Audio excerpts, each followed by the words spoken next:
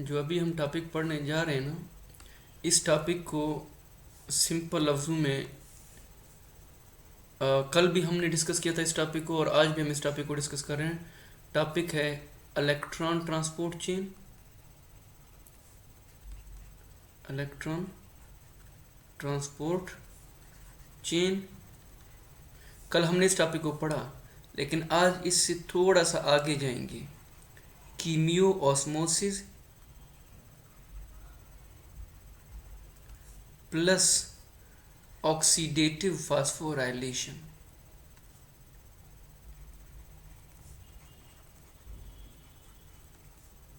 ये एक टॉपिक है एक्चुअली, भी टॉपिक एक ही है तो, लेकिन प्रोसेस अलग हो रहे हैं। एक ही प्रोसेस टॉपिक के अंदर अलग अलग काम हो रहे हैं, तो उनको अलग अलग हम पढ़ेंगे, लेकिन हमारा फोकस कीमियो ऑस्मोसिस और ऑक्सीडेटिव फास्फोराइलेशन होना चाहिए। तो अगर याद हो, कल हम लोगों ने इलेक्ट्रॉन ट्रांसपोर्ट चेन पढ़ा था, तो उसको पढ़ाते हुए मैंने कल ये टॉपिक समझाया था। इसके लिए आप लोग एक वीडियो देखो, फिर आप समझेंगे कि मैं क्या पढ़ाना चाह रहा हूँ। In this video, we're going to look at oxidative phosphorylation, which is also known as the electron transport chain. You may remember that a mitochondrion looks a little like this. It has an outer membrane and an inner membrane. And we're going to take a close-up look at the inner mitochondrial membrane.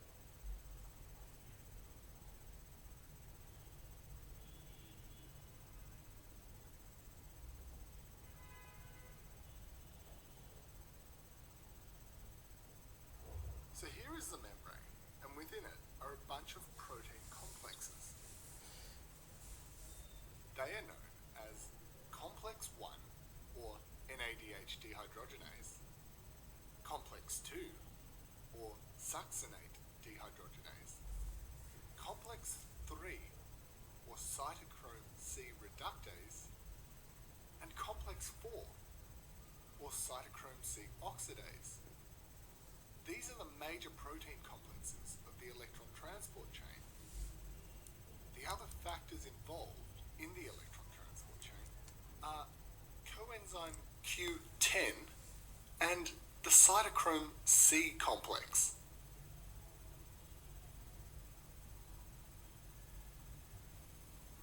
The other large protein complex involved here is called ATP synthetase, and as the name suggests, it is the complex that makes ATP. So the process begins with NADH, which was produced by glycolysis, beta oxidation, and the TCA cycle. This NADH is oxidized to NAD+ and donates 2 electrons to the electron transport chain. These 2 electrons get passed between the complexes like this, and are finally accepted by oxygen, and with a couple of protons this produces water. This oxygen is supplied by breathing air from our atmosphere, and to provide this is the reason that all animals need to breathe. Now, as the electrons are passed between the complexes, they pump protons out of the mitochondrial matrix into the intermembrane space like this. Complex 1 pumps out 4 protons, complex 3 pumps out 4 protons, and complex 4 pumps out 2 protons.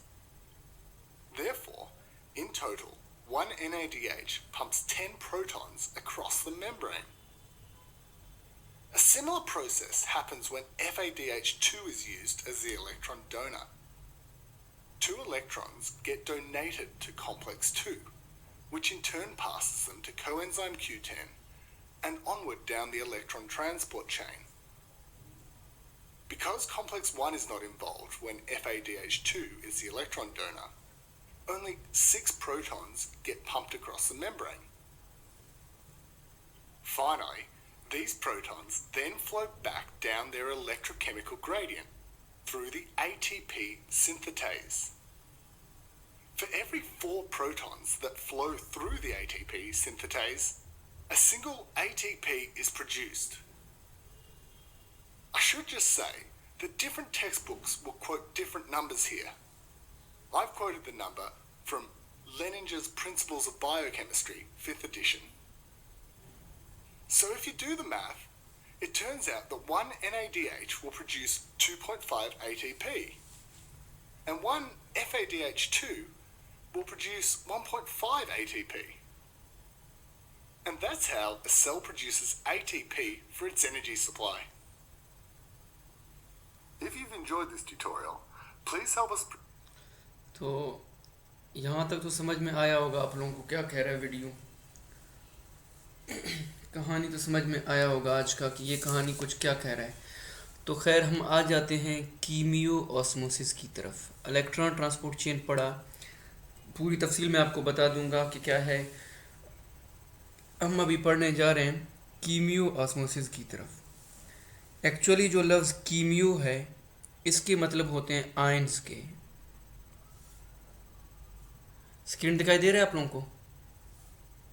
No sir ji.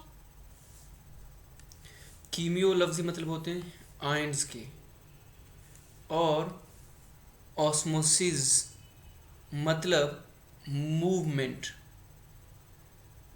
Osmosis मतलब movement, ions का हरकत करना, ions का चलना। Movement ये ख़ास होती है, कैसे? पर्दे से गुज़र के चलना। मूवमेंट थ्रू अ मेम्ब्रेन, किसी पर्दे से थ्रू अ मेम्ब्रेन, यानी कि आयंस का किसी पर्दे से गुज़र के चलना, इस अमल को कहा जाता है कीमियो ऑस्मोसिस। और जब आयंस पर्दे से गुज़र के चले जाते हैं तो वो आयंस आगे जाके एटीपी बनाने में इस्तेमाल हो जाते हैं। जब वो आयंस आगे जाके एटीपी बनाने में इस्तेमाल हो जाएं, जब वो एटीपी बनाने में इस्तेमाल हो जाएंगे, उस वक़्त इन प्रोसेस को नाम दिया जाएगा ऑक्सीडेटिव फास्फोराइलेशन। बात पे गौर करें, आयंस का पर्दे से गुज़र के आगे जाना, इनके गुज़र जाने के अमल को सिर्फ कीमियो ऑस्मोसिस कहा जाता है।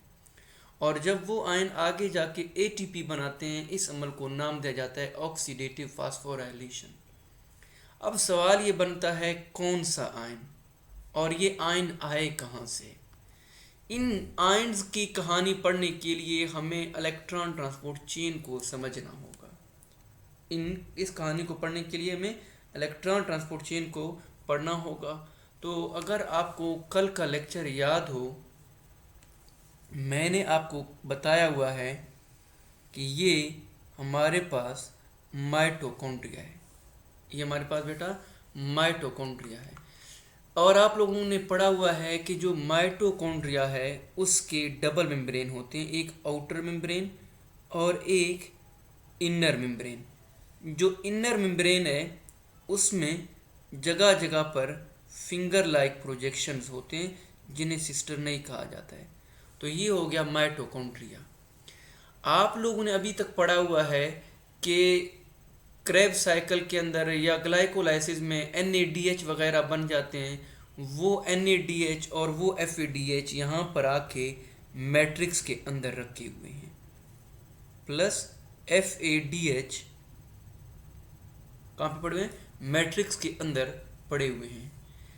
अब ये NADH को तोड़ने के लिए इनर मेम्ब्रेन के यहाँ पर एक प्रोटीन का मॉलिक्यूल पड़ा हुआ है। उस प्रोटीन के मॉलिक्यूल को नाम दिया जाता है कॉम्प्लेक्स 1। इस FAD को तोड़ने के लिए यहाँ पर भी एक अलग से एक प्रोटीन का मॉलिक्यूल पड़ा हुआ है। उस प्रोटीन के मॉलिक्यूल को कहा जाता है कॉम्प्लेक्स 2। ये कॉम्प्लेक्स 1 है और ये कॉम्प्लेक्स 2 है। ये वाला बेटा कॉम्प्लेक्स 2 है, दिस इज कॉम्प्लेक्स 2। होता क्या है कि जो NADH है ये आके कॉम्प्लेक्स 1 के पास टूट के NAD पॉजिटिव, साथ में 2 इलेक्ट्रॉन, साथ में हाइड्रोजन के आयन्स बनाता है, साथ में हाइड्रोजन के आयन्स बनाता है। ये दो इलेक्ट्रॉन यहाँ से एक्सेप्ट कर लिए जाते हैं कॉम्प्लेक्स 1 की तरफ। कॉम्प्लेक्स 1 ने इनको क्या कर दिया है, एक्सेप्ट कर दिया है। अब कॉम्प्लेक्स 1 ने इनको एक्सेप्ट करने के बाद यहाँ पर एक मजदूर है, उस मजदूर को कहा जाता है कोएंजाइम क्यू। आप लोगों ने इससे पहले एक टॉपिक पढ़ा था, वहाँ पे था प्लास्टोक्यूनोन, और ये है यूबी क्यूनोन।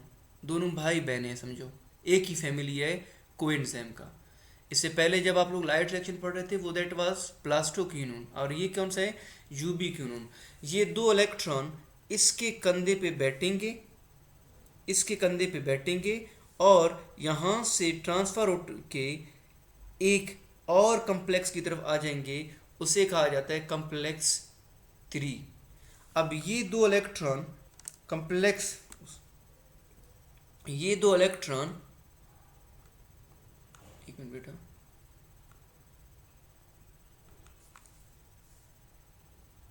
ये दो इलेक्ट्रॉन क्या हो रहा है? ये दो इलेक्ट्रॉन यहाँ से उठ के आ जाते हैं कॉम्प्लेक्स 3 के पास। अब जब ये इलेक्ट्रॉन 3 से आ गए तो फिर इन इलेक्ट्रॉन को भेजा जाता है 3 से आगे 4 के पास, उसको कहा जाता है कॉम्प्लेक्स 4। अब यहाँ से इन इलेक्ट्रॉन को उठा के लेके आने के लिए एक और कोएंजाइम होता है, उसे कह देते हैं साइटोक्रोम सी। और यूं NADH से बनने वाले इलेक्ट्रॉन मुख्तलिफ ब्रिजेज से गुजर के साइटो कॉम्प्लेक्स 4 पर आ गए, और कॉम्प्लेक्स 4 से आ जाने के बाद ये इलेक्ट्रॉन वापस मैट्रिक्स के अंदर आके रुक जाते हैं। अब जब ये इलेक्ट्रॉन आके यहाँ पे रुक गए, इतने में क्या होगा, पीछे जो ये हाइड्रोजन के आयन्स हैं ये पंप इन होंगे, और पहले वाले कॉम्प्लेक्स से 4 हाइड्रोजन के आयन आ जाएंगे, दूसरे वाले पंप से भी 4 हाइड्रोजन के आयन अंदर आ जाएंगे। अलबत्ता जो तीसरा पंप है, जो चौथा पंप है, ये तीसरे पंप से 4 आ जाएंगे, और जो चौथा पंप है वहाँ से 2 हाइड्रोजन क्या हो जाएंगे, अंदर आ जाएंगे। और एक वक्त ऐसा आएगा कि मैट्रिक्स के अंदर हाइड्रोजन की कमी पड़ जाएगी, और यही तरीका FADH के पास भी होगा। जो FAD है वो भी टूट के 2 इलेक्ट्रॉन बनाएगा, हाइड्रोजन के काफ़ी सारे आयन्स बनाएगा और FAD बनाएगा। अब ये 2 इलेक्ट्रॉन यहाँ से जंप लगाएंगे कॉम्प्लेक्स 2 के पास। कॉम्प्लेक्स 2 से साइटोक्रोम C इनको उठा के 3 के पास लेके जाएगा, और यहाँ से फिर यहाँ पर आ जाएंगे, और फिर ये 2 इलेक्ट्रॉन जंप करके वापस मैट्रिक्स में आएंगे। और जब ये इलेक्ट्रॉन वहाँ से आगे जा रहे थे तो इन इलेक्ट्रॉन की वजह से दोबारा से कॉम्प्लेक्स 3 ने मज़ीद 4 हाइड्रोजन को पंप किया, कॉम्प्लेक्स 4 ने मज़ीद 2 हाइड्रोजन को पंप कर दिया, जिसकी वजह से क्या हो रहा है, मैट्रिक्स के अंदर हाइड्रोजन के आयन की कमी हो रही है। जिसकी वजह से मैट्रिक्स के अंदर क्या हो रहा है, हाइड्रोजन के आयन की कमी हो रही है। अब आप जरा देखें, जो हाइड्रोजन है वो ऊंचाई पे पड़े हुए हैं। समझो ये एक बिल्डिंग है और इसकी मुख्तलिफ मंजिला हैं। यहाँ पर जो बंदा खड़ा होगा वो ज़्यादा ऊंचाई पर है, यहाँ पर होगा वो कम ऊंचाई पर है, यहाँ पर होगा वो लीस्ट ऊंचाई पर है। तो जो सबसे ज़्यादा होगा उसका पोटेंशियल एनर्जी क्या होगा, बहुत ज़्यादा होगा। फिजिक्स में आप लोग पढ़ते हैं पोटेंशियल एनर्जी, वो ऊपर है तो उसका क्या होगा, बहुत ही ज़्यादा होगा। अब जो हाइड्रोजन ऊपर पड़े हुए हैं, ये वाले हाइड्रोजन, ये वाले हाइड्रोजन, ये वाले हाइड्रोजन जो ऊपर पड़े हुए हैं, ये जिधर पड़े हुए हैं वहाँ पर इनकी पोटेंशियल एनर्जी बहुत ही ज़्यादा है। तो माइटोकॉन्ड्रिया सोचता है कि इनके अंदर पोटेंशियल एनर्जी है, तो क्यों ना मैं इस पोटेंशियल एनर्जी को यूज़ करूं, इन हाइड्रोजन में मौजूद पोटेंशियल एनर्जी को यूज़ करूं। तो भाई इनको यूज़ करने के लिए माइटोकॉन्ड्रिया ने एक और प्लांट अपने अंदर लगा लिया, एक और फैक्ट्री अपने अंदर लगा लिया। उस फैक्ट्री को कहा जाता है कॉम्प्लेक्स 5 या एटीपी सिंथेज कॉम्प्लेक्स, कॉम्प्लेक्स 5 या एटीपी बनाने वाला कॉम्प्लेक्स, क्योंकि इसने एटीपी बनाना है, एटीपी सिंथेज इसको कहा जा रहा है। होता क्या है, अब ये इलेक्ट्रॉन तो यहाँ पर हैं, इन इलेक्ट्रॉन को ऑक्सीजन नाम का मॉलिक्यूल एक्सेप्ट कर लेता है, इन इलेक्ट्रॉन को ऑक्सीजन नाम का मॉलिक्यूल एक्सेप्ट कर लेता है, और फिर ये जो एटीपी सिंथेज है उन मॉलिक्यूल को पकड़ता है, उनको अपने बीच से गुजार के लेके नीचे आ जाता है।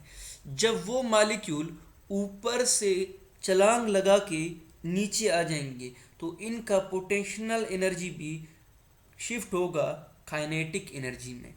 क्या होगा? काइनेटिक एनर्जी में चेंज हो जाएगा। और माइटोकॉन्ड्रिया जैसे जैसे लेट सपोज यहाँ पर हाइड्रोजन है, हाइड्रोजन ने जंप लगाया, जैसे हाइड्रोजन नीचे आता जा रहा है तो इसका पोटेंशियल एनर्जी कम होता जा रहा है और काइनेटिक एनर्जी बढ़ता जा रहा है, और यूं ये हाइड्रोजन एनर्जी रिलीज कर रहा है। हाइड्रोजन क्या कर रहा है? एनर्जी रिलीज कर रहा है। माइटोकॉन्ड्रिया उस एनर्जी को फौरन उठा के एक शापर की थैली के अंदर डाल रहा है, डालता जा रहा है। अब जब ये हाइड्रोजन के आयन अंदर आ रहे हैं, इस अमल को नाम दिया जाता है कीमियो ऑस्मोसिस, कि किसी पर्दे से आयन क्या हो रहे हैं? आ रहे हैं। और जब ये आ रहे थे तो माइटोकॉन्ड्रिया ने शापर उठाया हुआ है और इस शापर के अंदर उन हाइड्रोजन आयन से निकलने वाली एनर्जी को कब्जे में लिया हुआ है। अब वो एनर्जी क्या करेगा? उस एनर्जी को इस्तेमाल करेगा और माइटोकॉन्ड्रिया के अंदर मुख्तलिफ एडिनोसिन डाइफास्फेट के आयन पड़े हुए हैं, उन आयन को एक इनऑर्गेनिक आयन के साथ मिला के ये सेल के अंदर क्या बनाएगा? एटीपी बनाएगा। अब जाहिर बात है ये एटीपी कैसे बन रहा है? आपसे पूछे भाई ये एटीपी कैसे बन गया? आप लोग कह दें कि हमने जो खाना वगैरह खाया उस खाने के ज़रिए से एडीपी बना हुआ था, वो भी हमारे सेल के अंदर चले गए। ऑर्गेनिक इनऑर्गेनिक फास्फेट बने हुए थे, वो भी सेल के अंदर चले गए। बस इनको मिलाने की देरी थी। ये हम लोगों ने कहाँ से हासिल किए ये चीज़ें? We have obtained them from food. अब इनको मिलाने की देरी थी, इनको मिलाने के लिए एनर्जी चाहिए था, तो माइटोकॉन्ड्रिया अपने शापर से एनर्जी उठाएगा और इन दोनों को मिला के हमारे लिए क्या करेगा? एटीपी बनाएगा। अब एटीपी के बनाने के अमल को नाम दिया जाता है ऑक्सीडेटिव फास्फोराइलेशन। तो बेटा ये आज का पहला टॉपिक है, समझ में आया? उसके बाद एक और सिंपल टॉपिक है इम्पोर्टेंस ऑफ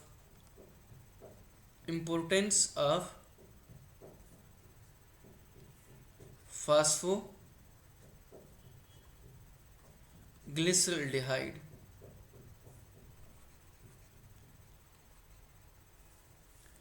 या आपके किताब लिख रहा है इम्पोर्टेंस ऑफ PGAL, फास्फोग्लिसरल्डिहाइड।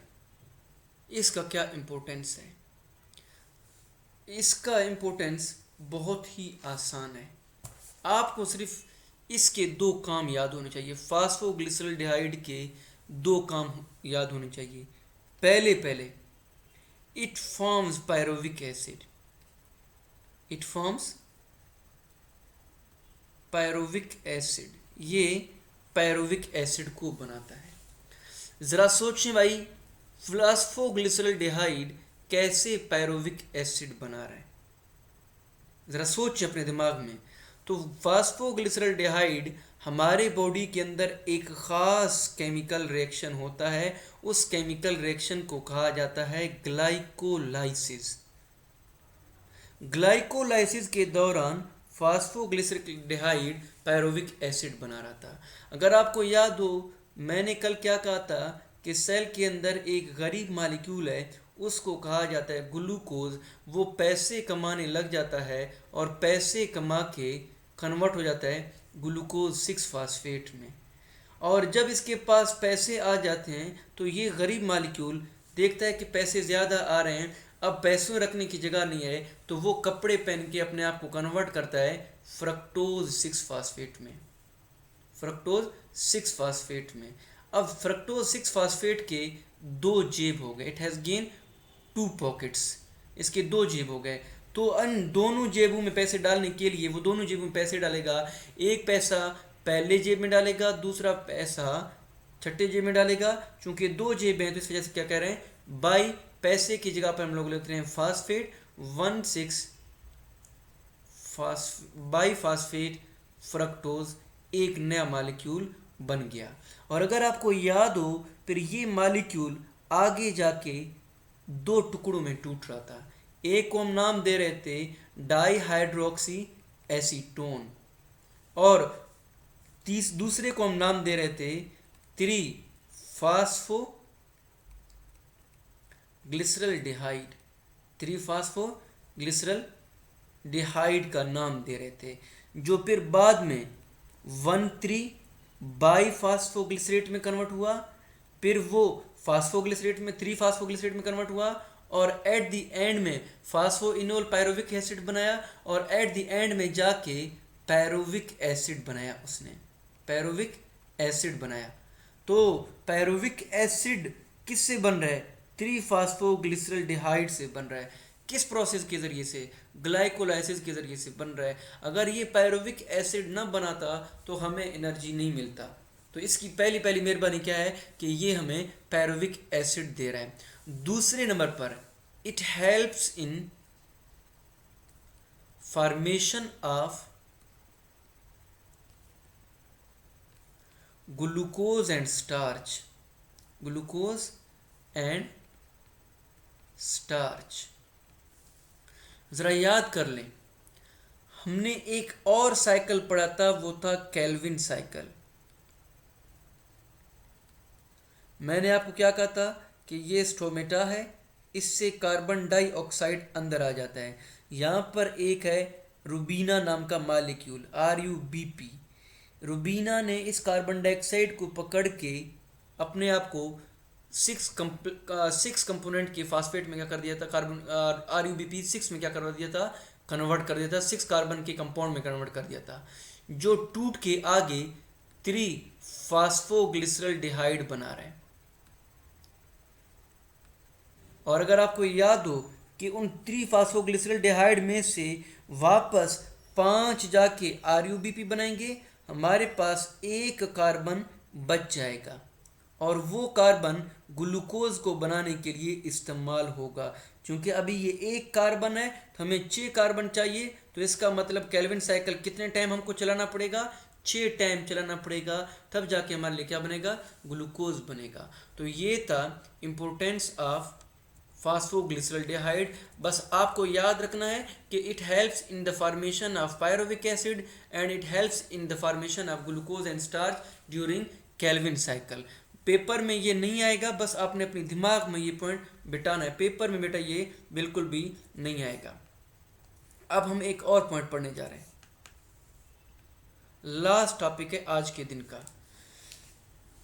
आप लोग मुझे अक्सर कहते हैं कि सर हम खुराक खाते हैं, वी ईट फूड।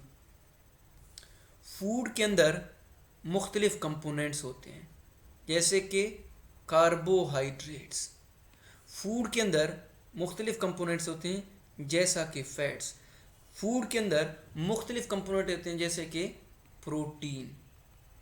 तो अभी तक जो हमने ATP बनाने का तरीका सीखा वो किससे सीखा, फैट्स से सीखा, सॉरी कार्बोहाइड्रेट्स से सीखा कि कार्बोहाइड्रेट ग्लाइकोलाइसिस कर लेते हैं, फिर वो पायरोविक एसिड बनाते हैं, फिर एसिटाइल CoA बन जाता है, फिर एसिटाइल CoA जाके सिट्रिक एसिड बनाता है, फिर आइसोसिट्रेट, फिर अल्फा कीटोग्लूट्रेट, फिर यूं सक्सिनाइल CoA, सक्सिनेट, फ्यूमेरेट, मेलिएट, यूं मुख्तलिफ कंपाउंड बना रहा था और यूं हमारे पास केल्विन साइकिल बना रहा था। तो हम लोगों ने इसका प्रोसेस पढ़ा, हमने कार्बोहाइड्रेट का प्रोसेस पढ़ा कि कार्बोहाइड्रेट पहले क्या करते हैं भाई, ग्लाइकोलाइसिस कर लेते हैं, पहले ग्लाइकोलाइसिस कर लेते हैं, जिसमें ग्लूकोज को तोड़ देते हैं, जिसके नतीजे में पायरोविक एसिड बन जाता है, पायरोविक एसिड बन जाता है और पायरोविक एसिड से एसिटाइल CoA बनता है और एसिटाइल को ए आगे जाके एक साइकिल के अंदर दाखिल होगा। एसिटाइल को ए आगे जाके एक साइकिल के अंदर इस्तेमाल होगा। उस साइकिल को कहा जाता है TCA साइकिल या क्रेब्स साइकिल। उसके नतीजे में फिर हमारे पास बहुत ज़्यादा तादाद में ATPs बनते हैं। अभी तक हमने जस्ट इतना समझा है। अब आपके दिमाग में सवाल आना चाहिए कि जो एनर्जी हमें मिल रहा है वो एनर्जी हमें, एक मिनट बेटा, वो एनर्जी हमें जस्ट कार्बोहाइड्रेट दे रहे हैं? क्या फैट हमें कोई ATP या एनर्जी दे देता है? क्या प्रोटीन हमें कोई एनर्जी और ATP देता है? जी बेटा, याद रखना, इन लोगों ने भी हमें एनर्जी देना है और एनर्जी देने के लिए भी इनके भी टुकड़े टुकड़े हो जाएंगे और वो टुकड़ा एट द एंड कहाँ पे दाखिल हो जाएंगे? क्रेब साइकिल में दाखिल हो जाएंगे और तब जाके हमें एनर्जी प्रोवाइड कर देंगे। उसके लिए जो फैट है उनको ग्लाइकोलाइसिस के बजाय एक और प्रोसेस से गुजरना पड़ेगा। उस प्रोसेस को नाम दिया जाता है बीटा ऑक्सीडेशन, जिससे फैट्स के मॉलिक्यूल के दो टुकड़े हो जाएंगे। एक को कहा जाएगा फैटी एसिड, एक को कहा जा रहा है फैटी एसिड और दूसरे को कहा जा रहा है ग्लिसरॉल। अब फैट से हमें दो टुकड़े बने, तो याद रखना फैट के ये दोनों टुकड़े अलग अलग से टूट के पहले हमारे पास एसिटाइल को ए बनाएंगे। ये टुकड़ा अलग से एसिटाइल को ए बनाएगा और ये टुकड़ा अलग से क्या करेगा? एसिटाइल को ए बनाएगा। और ये टुकड़ा अलग से जाके इलेक्ट्रॉन ट्रांसपोर्ट चेन में दाखिल हो जाएगा या क्रेब साइकिल में दाखिल होके अलग से ATP हमारे लिए क्या करेगा? बनाएगा। क्योंकि फैट से हमें दो मॉलिक्यूल मिल रहे हैं, इस वजह से फैट के अंदर जो एनर्जी होती है वो दुगनी होती है। कार्बोहाइड्रेट से हमें एक एसिटाइल को ए मिल रहा था, तो इस वजह से वहाँ पे हमें इतनी एनर्जी नहीं मिलती। अब आ जाती है प्रोटीन के अंदर होती हैं अमाइनो एसिड्स। और आप लोगों ने पढ़ा हुआ है जो अमाइनो एसिड है उसका फार्मूला है NH2 कार्बन के साथ COOH। अब हमें पता है कि जो एसिटाइल को ए है उसके अंदर दो कार्बन होते हैं और अमाइनो एसिड्स के अंदर एक कार्बन ये है, एक कार्बन ये है। तो हमारा बॉडी कह देता है कि चूंकि हमें दो कार्बन चाहिए थे, हमें ये NH2 की ज़रूरत नहीं है। तो हमारे सेल या माइटोकॉन्ड्रिया के अंदर दाखिल होने से पहले इस NH2 को हटाया जाता है। इस NH2 के हटाने के अमल को नाम दिया जाता है डीएमिनेशन का नाम दिया जाता है। और फिर हमारे पास वापस एक कंपाउंड बन जाता है, उस कंपाउंड को कहा जाता है एसिटाइल को ए। और एसिटाइल को ए फिर क्रेब साइकिल में दाखिल होके वापस हमारे लिए क्या करेगा? ATPs बनाएगा। क्या करेगा? ATP बनाएगा। जो फैट्स हैं वो दुगना ATP बना रहे हैं और ये सिंगल टाइम क्या कर रहे हैं? ATP बना रहे हैं। तो कहने का मतलब क्या है कि हमने जो भी खुराक खाया है उस खुराक के छोटे छोटे टुकड़े हो जाएंगे। हर टुकड़ा हमारे बॉडी के अंदर जाके at the end acetyl co ए बनाएगा और एसिटाइल को ए से फिर एट द एंड हमारे पास ATP बनेगा। तो आपकी किताब के अंदर एक टॉपिक है cellular respiration of protein and fats, वो ये टॉपिक है, cellular respiration of protein and fats. तो बेटा ये इतना टॉपिक था, बाकी बातें हम कल समझेंगे, ठीक है।